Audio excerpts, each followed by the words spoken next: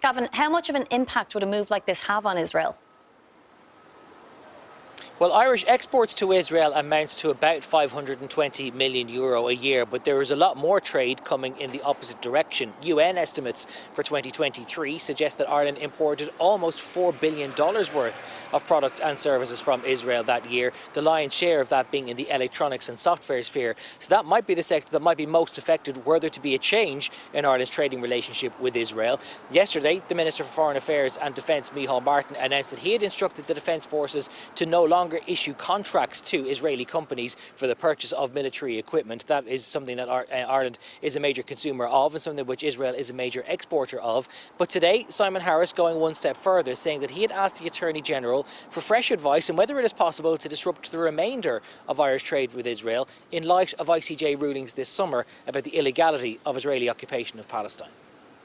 I don't doubt that the European Union or the United States of America want to see a ceasefire. I don't doubt that people want to see the violence end, the hostages released and the aid flow.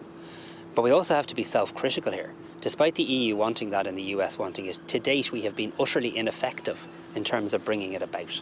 And we have to look at ourselves and say, hang on, it hasn't happened to date. You can say you want a ceasefire, but what more can the world do to maximise the pressure on Netanyahu and Hamas to bring about a ceasefire?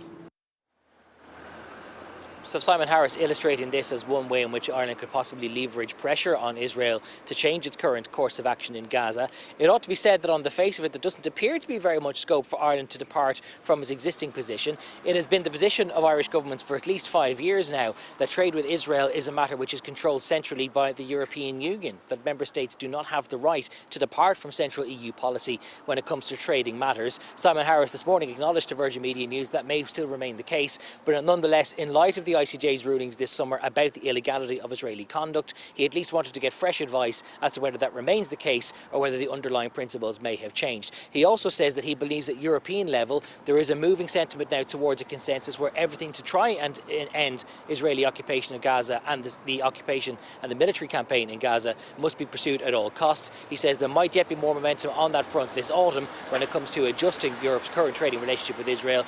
If that is the case, he says he wants to have fresh legal advice to hand so that any decision can be made to put into effect as quickly as possible.